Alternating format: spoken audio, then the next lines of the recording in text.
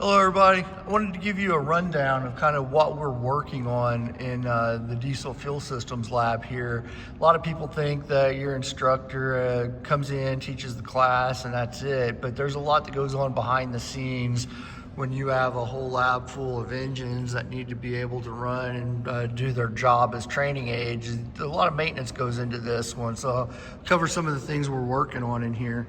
So this engine right here has been cranking really slow and been having issues starting. So first thing I want to do is disconnect these batteries and load test them. And this is a good training opportunity for students. So in situations like this is one where I might find a group of students that want to learn how to do this stuff and have them disconnect the batteries, test them, and find out if they're good and kind of teach them where to go from that point, if they're good or if they're bad, right? So this one's having some cranking issues.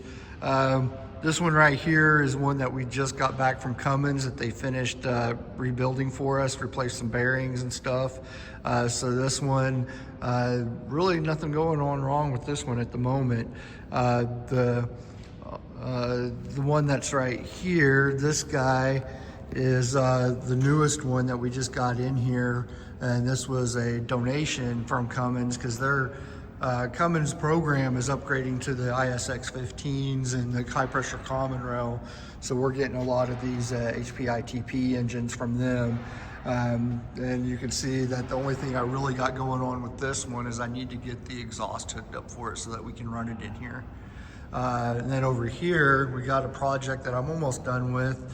One of the other instructors has done a lot of getting me the right parts and stuff, but none of the plumbing was done. Air plumbing, coolant plumbing, all off kilter on this guy. So we got new connectors, new clamps, new everything, new hoses.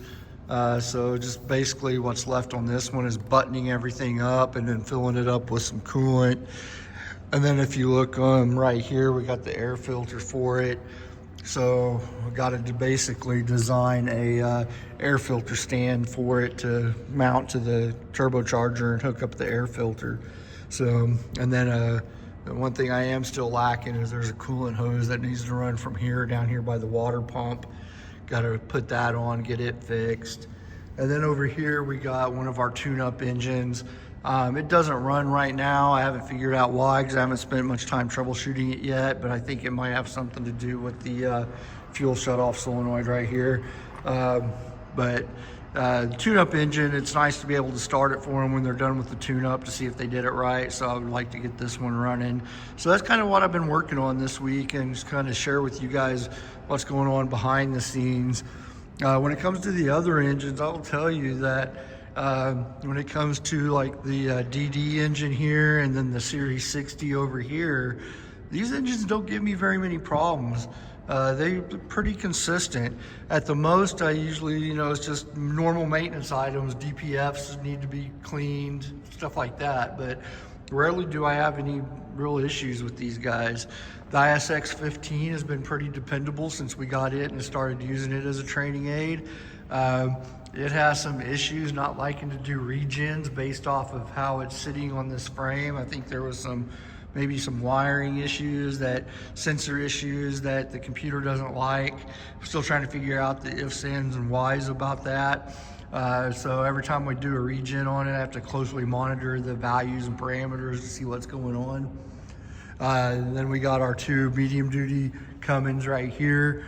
And the biggest problem I have with these is just the DEF and the after treatment system, making sure that the fault codes will let it do its thing, because that's one of the things I've noticed, that when we take these engines out and put them on these frames and have them out of chassis training aids, is that the computers can get confused pretty easily about, like this thing will constantly not regen because of simple things like the park brake switch or the ABS sensor fault, stupid things that you're like, it doesn't even have that. Why are you giving me a hard time?